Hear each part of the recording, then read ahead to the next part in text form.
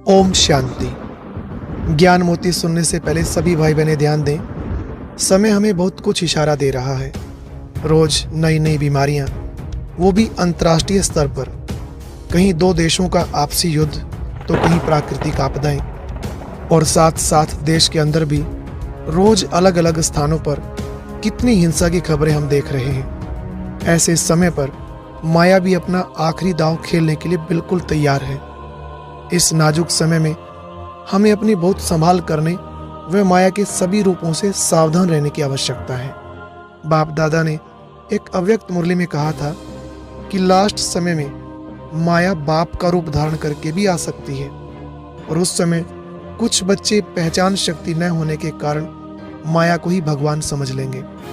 इसलिए माया के इस रूप को अच्छी तरह से पहचान कर किसी की इन बातों में न आ जाना कि फलानी जगह बाबा आने लगे हैं। अगर मन में ये संकल्प भी आया कि एक बार जाकर तो देखें आखिर क्या है, ये विचार आना भी संशय बुद्धि होना है। और कहावत तो आप जानते ही हैं, संशय बुद्धि विनश्यन्ति।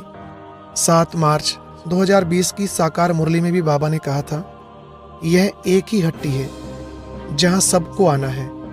एक दिन ये सन्यासी आदि सब आएंगे। जब है ही एक हट्टी तो जाएंगे कहाँ? जो बहुत भटका हुआ होगा उनको भी यहीं से रास्ता मिलेगा। तो याद रखना, हमारा बाबा मधुबन का बाबा है, वह कहीं और आ ही नहीं सकता, क्योंकि मधुबन प्यारे बाबा की, दादियों की और सभी यज्ञ वत्सों की कर्म भूमि है।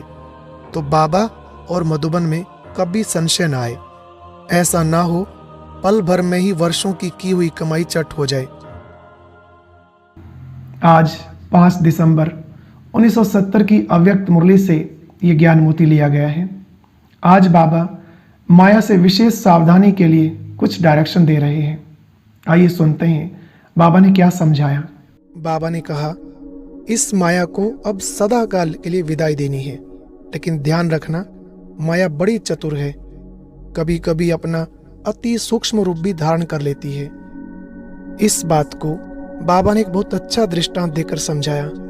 बाबा ने कहा, जैसे कोई जब शरीर छोड़ते हैं तो कभी कभी उनका सांस छिप जाता है और पास खड़े हुए लोग समझते हैं कि फलाने ने शरीर छोड़ दिया, लेकिन कई बार वो छिपा हुआ सांस फिर से चलने लगता है।